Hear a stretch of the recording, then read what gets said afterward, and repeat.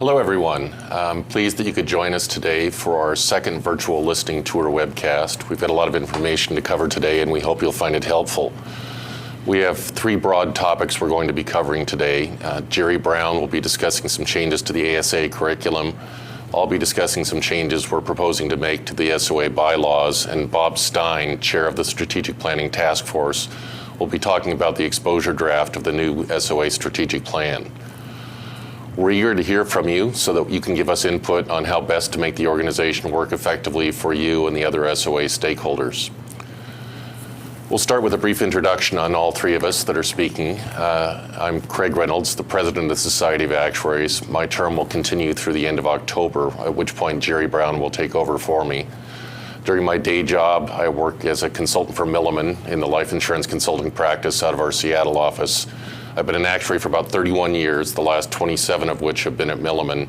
And I've been a longtime volunteer for the SOA, starting off in grading exams, working through section councils, doing research, and a variety of other different roles, culminating in serving on the board and now having the honor to serve as president of the SOA. Jerry, I'll yield to you to introduce yourself. I'm Jerry Brown. I retired a year ago from Mutual of America in New York City, where I was executive vice president and chief actuary for 18 years.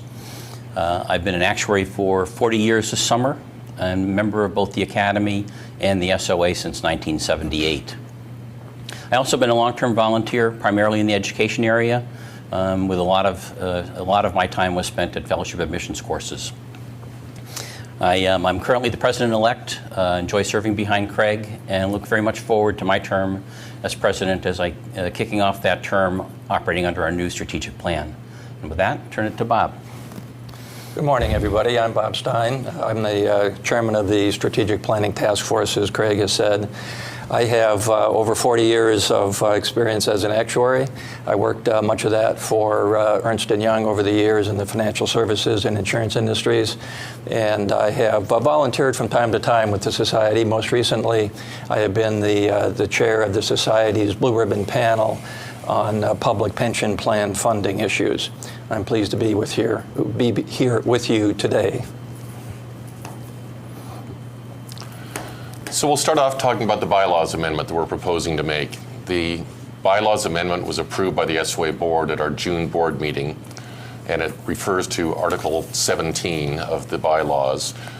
Whenever we have a bylaws amendment that requires substantive changes to member rights, we have to have a vote of the fellows in order for the bylaws amendment to go into force, and that's what we're dealing with here.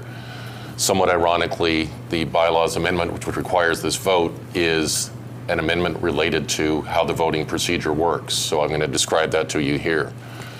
Currently, the way the voting process works is that it happens at a meeting of the fellows. Now, in practice, we don't tend to have a meeting of the fellows with a substantial number of the fellows there, so everything happens via proxy. And what we would like to do now is to have the bylaws changed to reflect the way we actually vote today, which is via email, so that we can do away with the proxy process. So that's going to be the first aspect of the change. The second aspect relates to the participation requirements. Typically, we require now that 25% of the members vote, and we've had little trouble getting more than 25%, but we don't get a whole lot more than 25%. So we're going to change the rules, or we're proposing to change the rules, so that we'll now have a minimum floor requiring that at least 10% of the fellows have to vote in favor of an amendment, or if larger, 2/3 of the fellows that are voting have to vote in favor of the amendment. So it's a larger of test. We think that'll give us a little bit more flexibility to deal with the situations where an amendment may not be viewed as particularly important or interesting to members and turnout may be low, but we're maintaining that minimum floor of 10% of the fellows have to vote in favor in order to ensure that we do have some substantial member support. We are going to ask for you to vote in favor of this amendment. We think it's in the best interest of the members and the best interest of the organization. And meanwhile, we're going to be exploring a number of different ways to work on better publicizing our votes and better promoting the voting opportunities so that we can make sure we do get the participation we need. I'd also like to take this opportunity to talk about the upcoming 2016-2017 election process for officers. At the June board meeting, the board approved and announced the slate of endorsed candidates that were submitted to it by the nominating committee. I believe you've all been told about who those candidates are, and we also have a petition process that is underway right now as well. The petition process will close at the end of July, and then we will have an election that will take place between August 22nd and September 9th. After the voting closes, the votes will be tallied on a confidential basis by an outside election vendor, and the candidates will be notified that they've won or lost, and we'll make notifications shortly after that to the members. If you'd like to learn more about the elections process at any time, you can go to soa.org/elections, and you can find out just about everything you'll need at that place. Now, at this point, I'd like to turn the floor over to Jerry Brown, my successor and president-elect, who will talk to you about some changes to our education curriculum. Thanks, Craig. I'd now like to share some exciting changes that are happening to the ASA curriculum. Providing best-in-class education and training for our candidates and members is essential for the success of the actuarial profession and for our members' careers. We regularly review our curriculum to make sure that what we teach and how we assess understanding of that material is most relevant to the needs of the market and the members that we serve. Through the learning strategies, we regularly seek to enhance the value of our credential by offering a wide array of continuing education opportunities for our members. However, some of the key components of the ASA curriculum have not changed since the year 2000. In June of last year, the board approved a series of 11 initiatives called the Learning Strategies Initiatives, and key among those was the formation of a task force to look at our ASA curriculum and see if it should be updated. The task force spent the last year doing exactly that and made a recommendation to the board in June of this year of some changes to the ASA curriculum. Those were approved by the board in June. Important among them was the addition of two formally examined subjects, bringing the total number of ASA components from 10 to 12. The curriculum changes provide material that's valued highly by employers and meets the needs of actuaries working today. The changes also address changes in the industry and changes in educational platforms, and largely revolve around implementing predictive analytics into our curriculum. The board also approved a policy change for CERAs. New CERAs completing the new ASA curriculum, or the new CERA curriculum, would be required to pass predictive analytics assessment if they wish to apply for ASA. The new changes may or may not affect you. If you complete your ASA requirements by July 1, 2018, and your FSA requirements by July 1, 2022, you'll not be required to pass the predictive analytics assessments and exams. I encourage you to look at our website, where we have much more information on the transition rules, on the specifics of the material involved, and so forth. With that, I'd now like to turn it over to Bob Stein, Chair of the Strategic Planning Task Force, who will share details of the SOA's new strategic plan.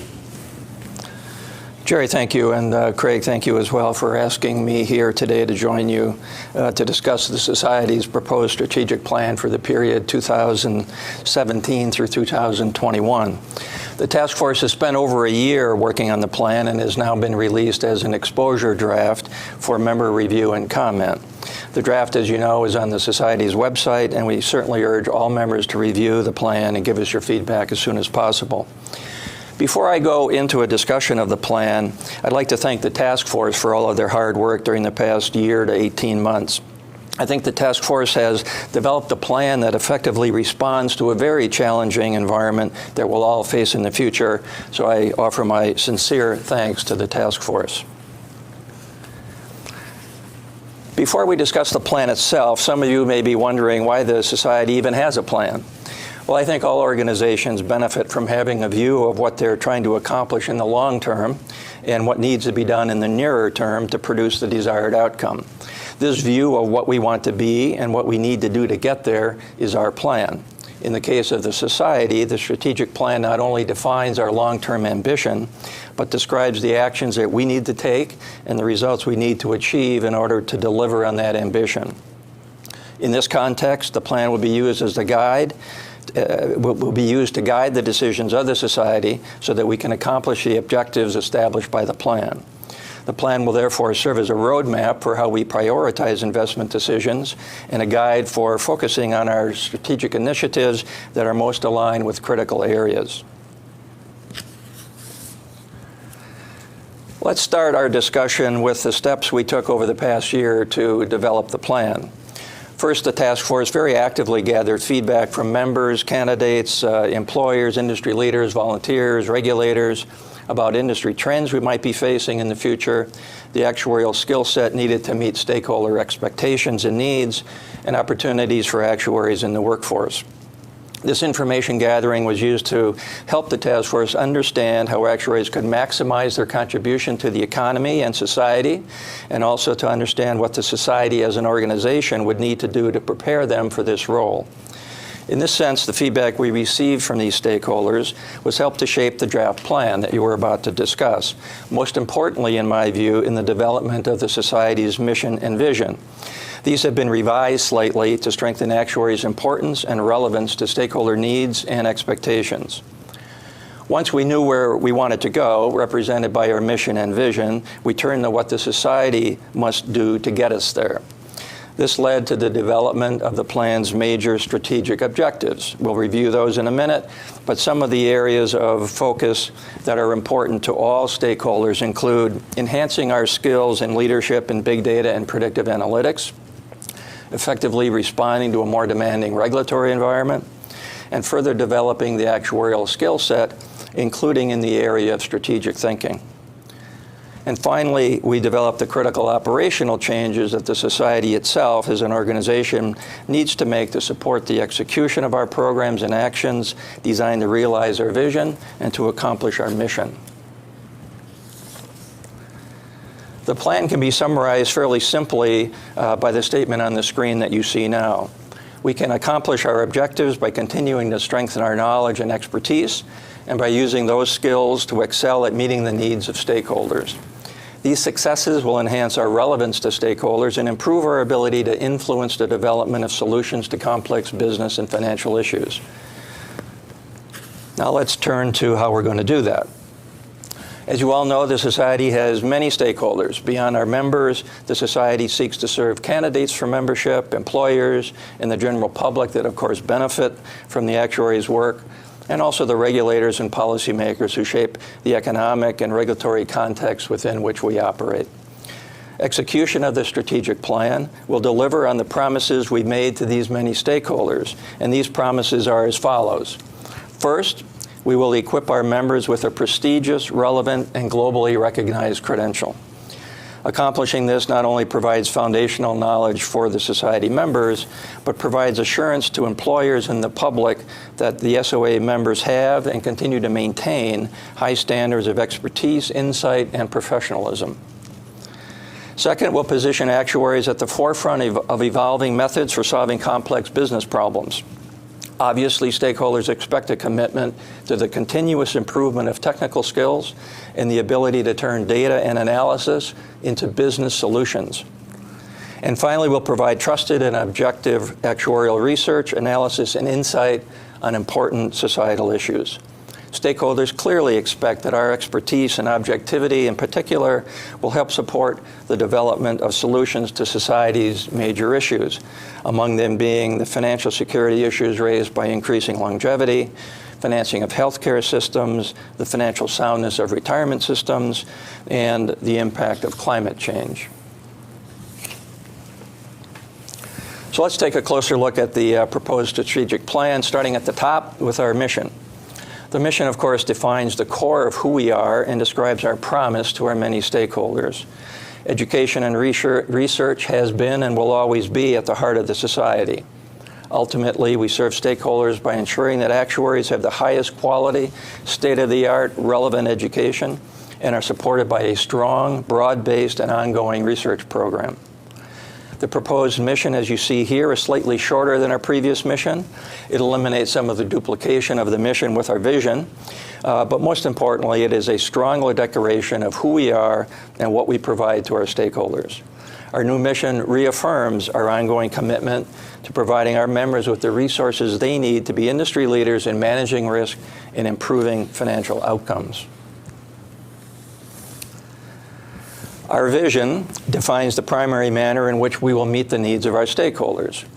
Today's fast-paced global economy is driven by an enormous flow of data, new analytical methods, and even new professions seeking to leverage that data. In this context, the task force heard many times that we must strengthen actuaries' ability to contribute to the development of broad-based business solutions. In addition, it was clear that stakeholders expect us to effectively communicate solutions for complex financial issues, integrating them into the highly complicated business environment that we work in today. It is the society's responsibility to ensure that actuaries develop the skills needed to leverage both new and traditional methodologies so that they are recognized, that is, they, the actuaries, are recognized as valued assets by our stakeholders, particularly our employers.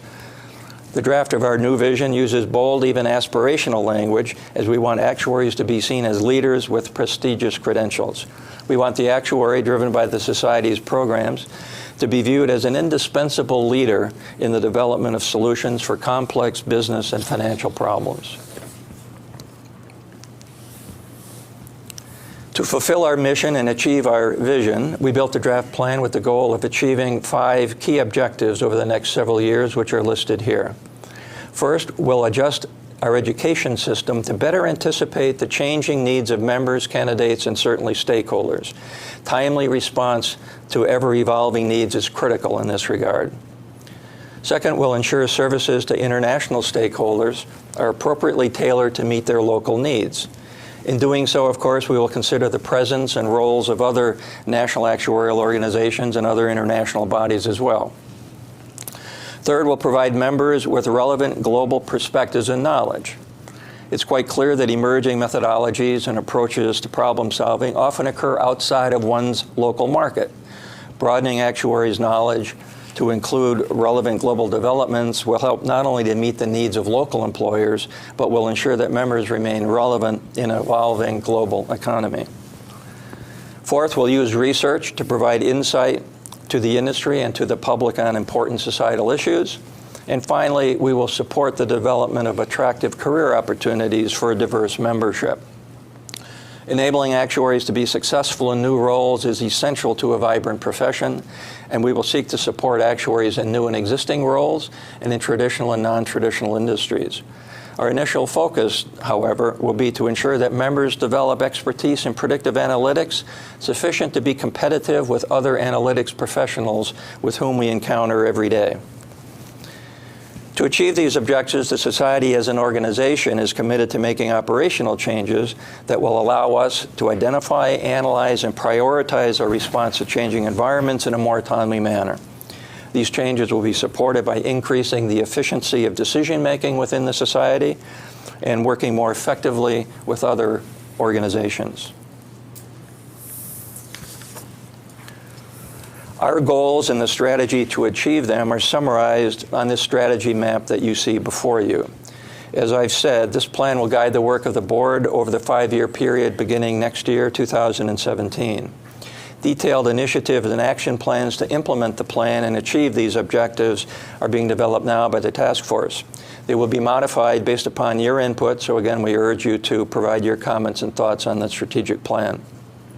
The plan is on the SOA.org website throughout July and August. So I ask you in conclusion to please review the plan and send us your comments. We do take these comments seriously. We've received considerable input throughout this long process, and we're looking forward to your final comments on the thrust of the plan. With that, I'll open it up for questions. And we have our first question here for Jerry. When will the new versions of the exams be given? The new versions of the exams will be given beginning July 1, 2018.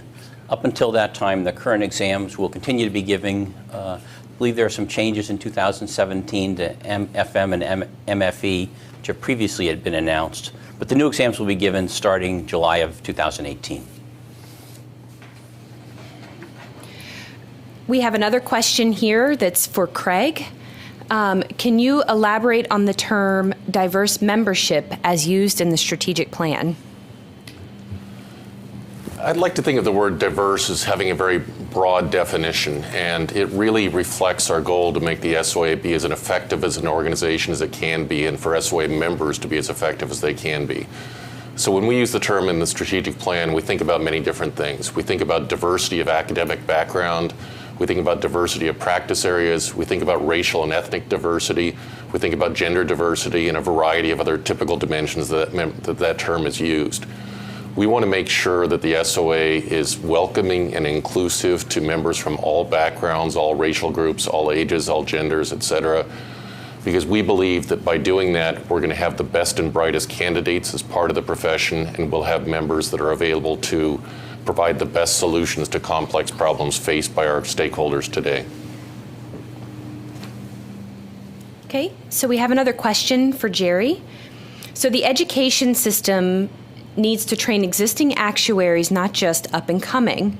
I know we have webinars and conferences, but I think we need more of an in-depth development on such things as predictive analytics that cannot be done through a short seminar. How can we do this? And perhaps you could tell us a little bit about the certificate program.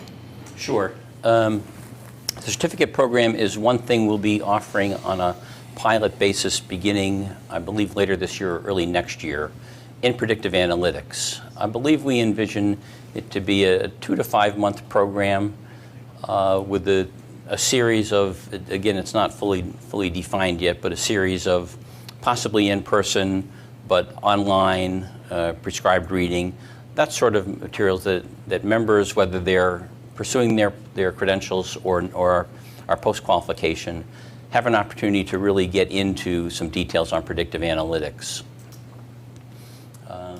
Of course, the addition to the syllabus of the predictive analytics, both an advanced statistics exam as well as a project related to predictive analytics are going to be the key foundation for new members as they go through the exam process. It's also true that the SOA has been offering a series of, I believe, 2 or 3 day seminars on this topic as well for a deep dive into predictive analytics, and I anticipate those or something similar to that will continue in the future. Okay. We have a question for Bob now. Is member feedback given during the strategic plan's exposure draft period really taken into consideration when developing the final plan? Sounds like there's some skeptics out there about what we do with the feedback. I would say absolutely it is. We spent an enormous amount of time up front, probably 15 months ago, interviewing several dozen people from the profession and outside the profession, part of our user community, part of our membership. And that very, very heavily shaped our conversation around what our strategic objectives should be and what we would like the society to become in the future. And as we reach the end of the process, I think the final feedback that we get from members will be just as critical to making sure that after a long gestation period, the proposed plan is in fact on point, resonates with members, and is consistent with what their expectations are for the profession and for the society. So I can assure you that we will take very, very seriously all of the comments that we get and discuss them in our upcoming meeting later this summer and early fall. Okay, we have a question for Craig. Is general insurance designation being accepted by the Academy and the NAIC? This is something we're still working on. The general insurance track that we're offering has been very successful within the SOA. We've got a large number of candidates coming through the track. We're offering a full slate of examinations, and we're generally very pleased with the quality of the track that we're producing. The effort to get the general insurance track recognized by the other organizations that are mentioned is an ongoing effort. The Academy has generally decided to defer further action until the NAIC takes action. And the NAIC has been somewhat slow in their process of evaluation. Earlier this year, they decided on our recommendation to engage an outside consultant to evaluate the quality of our curriculum and the quality of our assessment process. And we understand that process of evaluation is underway right now. We're quite confident that they're going to be pleased by what they see. I also suspect they'll find some suggestions for improvement. That inevitably in any sort of review like that happens. When they identify those areas of improvement, we will make the improvements necessary. Once that effort is complete, we hope and expect that the NAIC will take favorable action to start to recognize our general insurance track at that time. And we think that's appropriate to best serve our members and to best serve the stakeholders that are out there. Interestingly, at the same time that they're evaluating our track, they will also be evaluating the CAS general insurance track.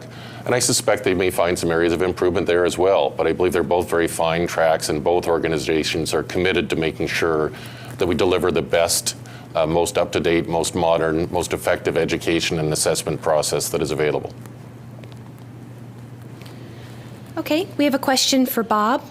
It seems some of the new vision statements are observations rather than visions. Is this intentional? Observations rather than visions. I'm not completely sure I understand the question, but I think what we've tried to identify here with respect to the vision is how we would like to have actuaries perceived by their stakeholders, and that is, as the vision says, highly sought after professionals who develop solutions to complex problems. So it's a fairly direct statement about what we would like to hear from our stakeholders when they think of us and the services that we provide to our stakeholders. I think this notion of sought after, being indispensable to the complex issues that companies face, and being part of an effective team working towards solutions, understanding how to translate the analysis that we do into business solutions and practical business-oriented solutions is critical to part of that. But I think on the vision side, we've got a fairly direct statement about what we want to emerge, if you will, in stakeholders' minds, the vision of the actuary when they think about including an actuary on a project team or as a part of a team to help solve a problem. Next question is for Jerry. As a member of a fellowship-level syllabus committee, how should we view our work with respect to international matters? Are we fundamentally North American-centric? If not, how should we make future adjustments? Our exams really are meant to apply worldwide. We offer them in 100 countries.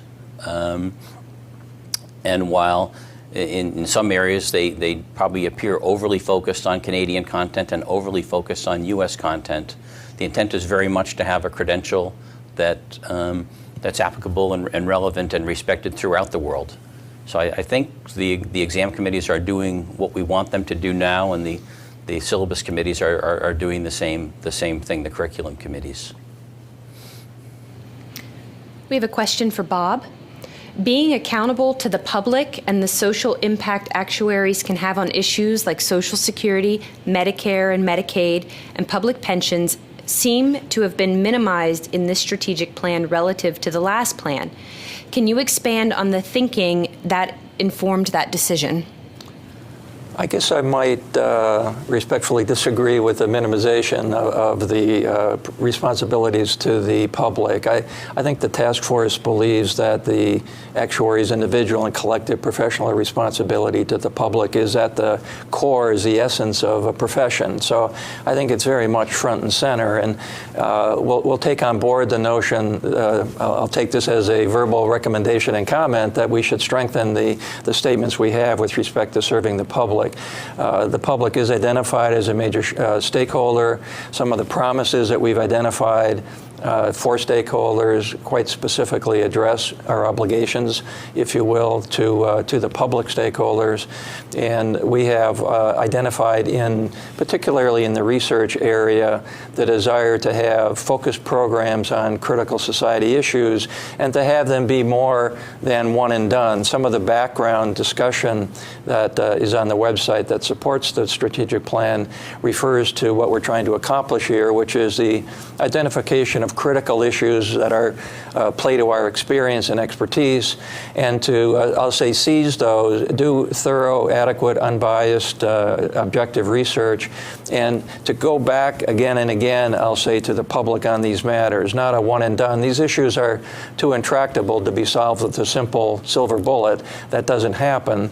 And I think the society is trying to move toward a position here where we recognize that we need to be involved in the debate seriously over the very long term on these critical issues.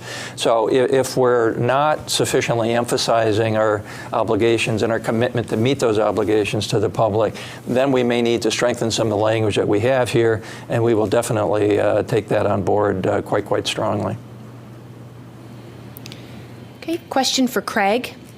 As member resources are being strained personally and professionally, is the SOA focusing energy to find ways to engage volunteer leaders and cultivate them for future board opportunities? Very definitely. One of the things that you may be aware that we've done recently is we've undertaken an effort, for example, to shrink the size of the SOA board in order to make it a more effective, deliberative body and allow more discussion in the board. One of the things that means, that's one example of an area where it means we're going to need more volunteers to support the board in other supporting roles. So we really have a number of efforts underway to continue to recruit volunteers, get more volunteer activity involved in everything from the examination process to doing research, to supporting the boards, to working through the section councils, through publications, et cetera. And that's manifesting itself in a number of different ways, including our introduction a few months ago of our member recognition program, which many of you have probably received an email giving you an opportunity to see a score of your member engagement level. That's one of the things we're working on in order to continue to improve member engagement and in order to get more people involved in SOA activities. We're very much a volunteer-driven organization with well in excess of 3,000 different members providing support to the SOA, and we need that volunteer support for the organization to continue to provide the services that it needs to our members. Okay, we have another question for Craig. It seems that the strategic plan should eliminate the SOA's current position of competing with the other actuarial organizations, as it creates both direct and indirect friction among the organizations. Can you comment on that? You know, the notion of competition is a delicate one and a word that has a lot of connotations that are sometimes not intended.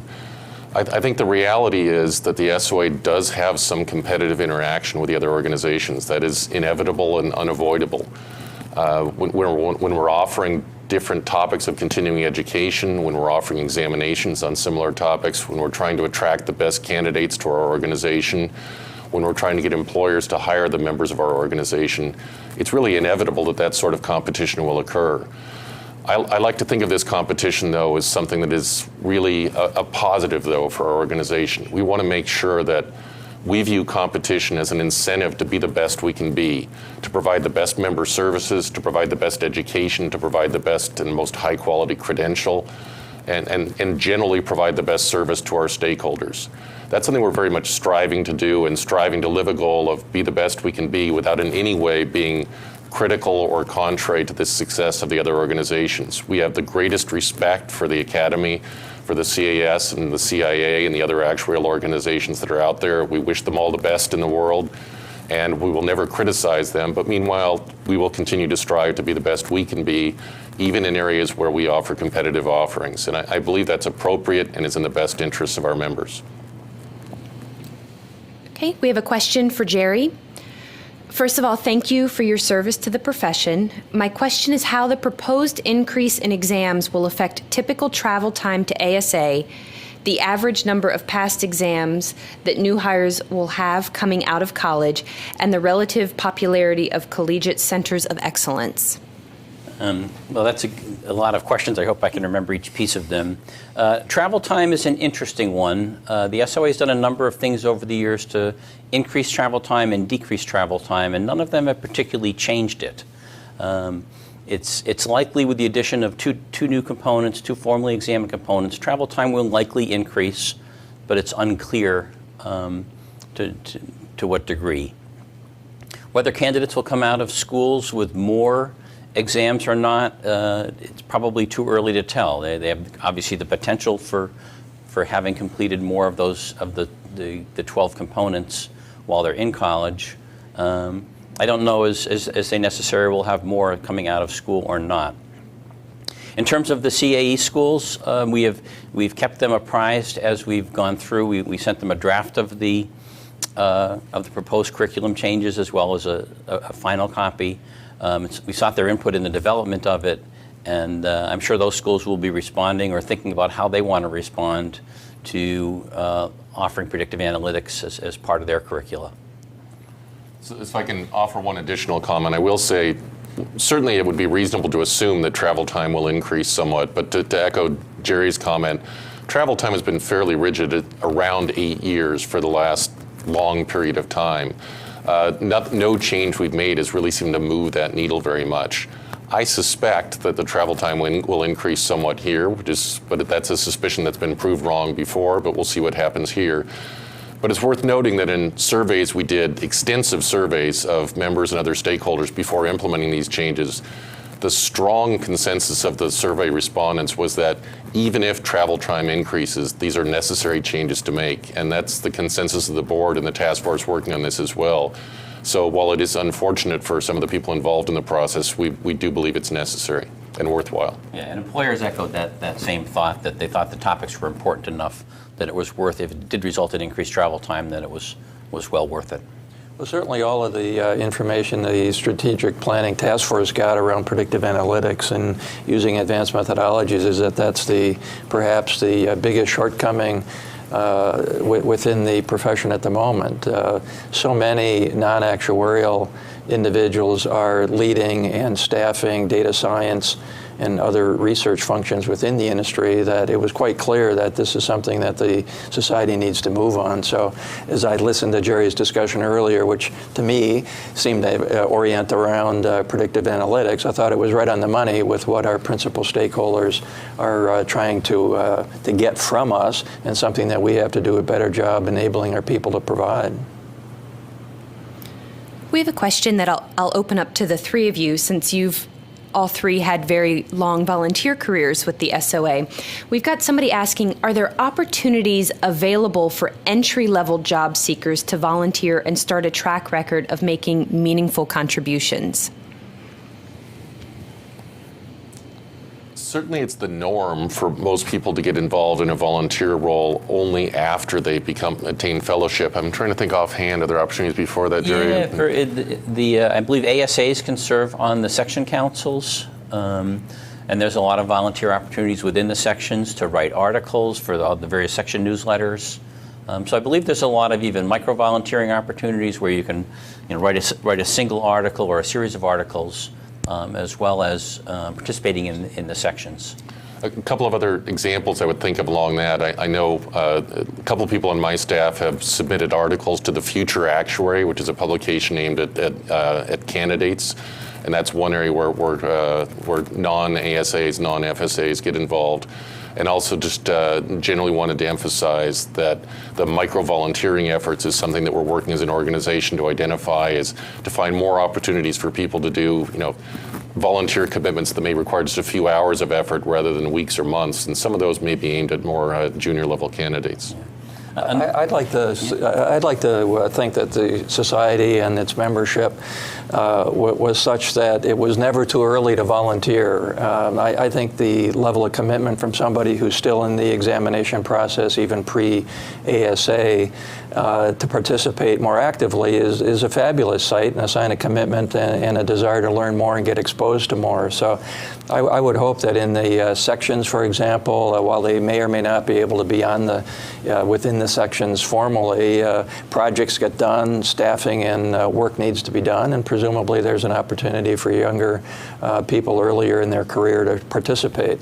There's always local actuarial clubs as well. I think they're always short of resources, and somebody in the process of becoming an ASA, I would think would be a welcome resource. So my view is it's never too early to start, and I think the earlier that one seeks broader exposure with within the community of actuaries and others gets more exposure to different points of view and different ways of identifying and approaching problems, the better off they'll be in the long run. So it works both ways in terms of benefits. Obviously, the individual benefits, I think, from participation, and the organizational will benefit significantly as well.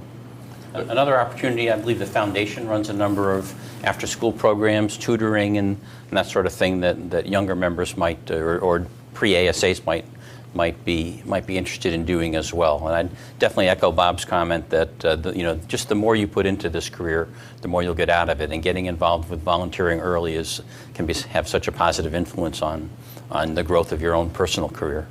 And a couple of other things that have occurred to me as people have been talking. One is speaking at meetings as well. It's fairly common to have non-SOA members, including candidates, speaking at SOA meetings. If you've got a specialized expertise, that's a good area in which you can volunteer to contribute. Another area where, even for students that are still in school, opportunities to participate in research sponsored by the SOA, especially if partnered with a more senior member of the organization, can be a very effective way to get involved. Perfect. We have another question for Craig. Does the board view helping to educate regulators as an important mission? Yeah, I'm not sure that's something that's come up very often. Certainly we recognize that we've got a role in helping to ensure that actuarial work is valued and recognized, and we want to make sure that the actuarial function of the regulators, that they have opportunities to participate in our meetings and have access to all the continuing education efforts that everyone else does. So, it's certainly part of what we deliver, but I don't view that as a huge area of focus for the SOA. Having said that, I would, I guess, remind everybody that as we talked about the strategic plan, regulators were identified specifically as an important stakeholder. During our initial data gathering at the task force level, we spoke to a number of state regulators and some of the senior federal regulators, and it was quite clear that they had well-formed expectations of what they wanted to hear from the actuarial profession and individual actuaries when they came before them. And in general, I would say they were looking for more contribution toward policy issues and policy decision making. They recognize, I think, that the actuaries are fabulous in terms of the data analysis and the specifics of the new reserve requirements and so on. But I think what I heard from the regulators is that they were looking for actuaries to up their game, raise their level of participation in the policy debates that impact the insurance industry. And I think that's still an important, I don't know if it's in the order of education, but they are clearly expecting actuaries and actuarial profession to contribute more effectively to solving some of the difficult policy problems that the regulators face. We have another question for Bob. Is there a process for the SOA to be forward-looking to identify new techniques like predictive analytics? That's a significant activity that we anticipate, I'll say, changing and investing in going forward. I think there's the task force, I would say, formed a general conclusion that there is not a disciplined enough, rigorous enough effort in that regard to scan the environment, understand what's coming, see what other professions are doing, see what's happening in sectors of the economy that are adjacent to ours. So I believe that that's a very, very important objective of the strategic plan. If you look at the plan down in the lower left-hand corner, if I remember right, is an organizational change that the society is committing to do just that. That is, change processes, change decision-making, change structures within the society so that we can more effectively identify what's going on, what trends are, and what we need to respond to, get that prioritized, and then into the education and research process. So I think the task force would conclude that we're not at the optimal level of commitment to that scanning and interpretation of future developments, but that this plan means to move us to accomplish that and to have that kind of rigorous development of a process that will, in fact, be strong enough to enable us to get ahead of some of these issues. Our next question is really for all three of you. Regarding the looming failures of many multi-employer plans and public retirement plans, do our curriculum changes or strategic plan address ways that actuarial influence can be enhanced to avoid this type of problem in the future? Try that first, Bob? Yeah. Thank you. Yeah, I'll give that a shot. My first reaction, to be honest, is that that's a standards issue and that's the purview of the Actuarial Standards Board. Now, having said that, I was the chairman of the Society's Blue Ribbon Panel on public pension plans in any event, and the Society did, in that sense, commit a substantial research effort over several years to understand and develop recommendations to improve the financial position of public plans. There's no reason that the Society couldn't do something along those lines in this area. I would put that into the category of one of the significant societal issues that our research program should be able to tackle. It is in our sweet spot, and it probably should get teed up, at least, perhaps not the multi-employer plan issue, but some of the broader issues. We should continue to leverage the plan that we did on the public side and conceivably extend it on the private side to look at these issues and to continue that dialogue and continue to provide input into the debate of those issues within the economy. So I think it is something that we can respond to, but I think the process will need to be pushed through, I'll say, research, development, and outreach programs of the Society as we go forward. Just to emphasize Bob's point, the SOA as an educational organization has essentially no ability to really enforce any particular type of actuarial practice. That is, if anywhere, it belongs with the Actuarial Standards Board.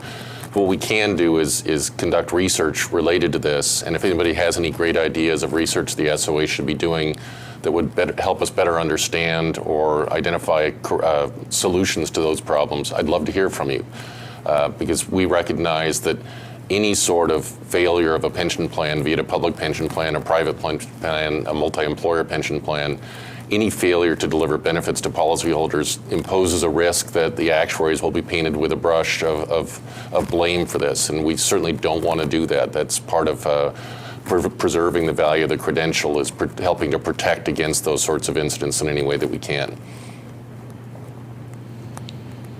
We have a question for Jerry. How do the new exam requirements impact a credentialed ASA who is pursuing the CERA? A credentialed ASA pursuing the CERA? Yes, that's correct. If you were an ASA, you'd have most of the CERA requirements. I believe you'd need the ERM exam and the ERM module. And I believe none of that would have changed.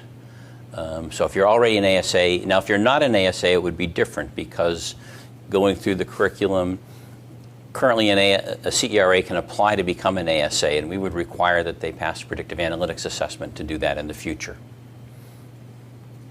Okay. Our next question is for Craig. As the SOA is developing data analytics skills for its members, how will the organization promote our skills and strength to the general public? Has there been specific efforts to communicate our developing skill set?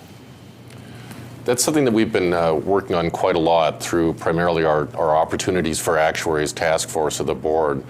And we're doing a number of different things there. One is placing advertisements in trade publications and so on to talk about the work that actuaries do. We've also made a number of visits to employers of actuaries, and we talk about this topic with our Employers Council, which is a group of senior actuarial staff with some of the largest U.S. and Canadian actuarial employers. And they're very pleased to see the work we're doing in that area. The other thing that we're doing is, or one of the other big things we're doing is working to support internship programs in companies that are not traditional hirers of actuaries that need predictive analytics expertise. And we did 2 employers of that last summer, and it was very successful. And we're doing, I believe, somewhere around 7 to 9 employers this summer where we'll be helping to place interns in those companies to showcase the work that actuaries can do. And those are some very non-standard employers of actuaries. I believe we have NASA taking on a couple of interns this year, as well as Microsoft and some other companies that escape me at the moment. But those are really all about broadening the work that actuaries can do. We'd also like to see more involvement of actuaries even in traditional areas or traditional employers on predictive analytics.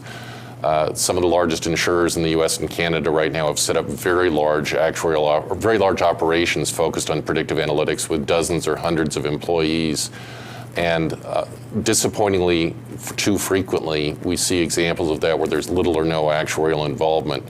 So we want to be continuing to talk to those employers as well and help to get actuaries inserted into that process, because we really do think that we bring value beyond the value brought by statisticians or data scientists into those operations. We have a question for Jerry. Would the SOA consider expanding the FSA credential to identify which fellowship track a member successfully completed? I don't think that's currently something we're considering. Those of us that are FSAs are FSAs. We're not FSA with a specific track or identifier. Obviously, people can put that on their resume. That's a relevant question, perhaps in seeking employment. But in terms of assigning your track to your FSA is not something we currently plan to do. It's worth noting that I don't know what everybody else's experience has been, but it's been a long time since anybody has asked me what specialty track I pursued. It becomes less and less of an issue as you go further on in your career. But there are ongoing issues with the academy qualification standards that we all have an obligation to pay attention to make sure that we are qualified to do work in that particular specialty area. And that's something everybody should be aware of. Okay, we have time for a few more questions. So if you have a question, please make sure you submit it in the chat window on the right-hand side of your screen. I have a question for Jerry. I plan on applying my exams toward earning a designation from the CIA or CAS. How will this work with the revised exams? We've kept both the CAS and the CIA informed of the changes we're making. And frankly, it will be up to them to decide which of our components they would recognize, and they will be setting the entry requirements for their own organization. So that would come from the CAS or from the CIA, depending on which organization you're pursuing a credential from.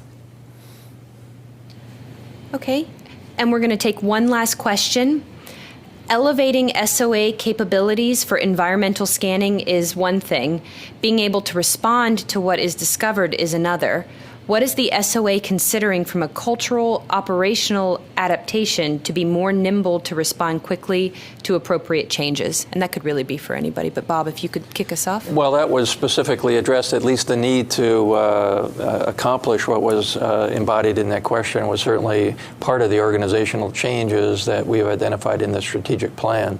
The one thing that we specifically identified in the statement of the end state that we'd like to see at the Society is improved efficiency of decision making. And that we think would be a critical area to improve so that we can go through the analysis process, make a decision, move on, get the work done, and tackle the issue, whatever it might be. But I think I'll turn it over to Craig with respect to any other internal organizational matters, cultural matters that need to be tackled there. Yeah, I think we share that goal and that concern, and I think a big part of what we'll have to do as an organization that I'll be working on, and Jerry, as he takes over from me, will be working on, will be making sure that the board focus remains on issue identification and on strategic planning and identifying major strategic opportunities. Where we lose efficiency is when the board, which only meets 3 times a year and has monthly phone calls, is when they get involved in the details, the minutia of operational issues. That's really not very appropriate for us to be doing that. The SOA has a fabulous staff of very dedicated, hardworking people that are very capable, and we just, in effect, need to turn them loose to do what they're hired to do in order to respond to the issues that we identify, and I'm quite confident they're capable of doing so. Okay, well, I'd like to thank everyone for your attention today. It's been very instructive and informative for us, at least, to participate in this. I hope we've met your needs. Don't hesitate to reach out to any of us if you've got continued thoughts that you'd like to offer to any of us. You can find out more information on the strategic plan at the website that's posted and provide feedback at the email address provided. And generally visit SOA.org for any information you'd like about anything that's going on. and you should feel free to email us at any time if you've got further comments. So thank you very much for your participation today, and I believe we are now adjourned.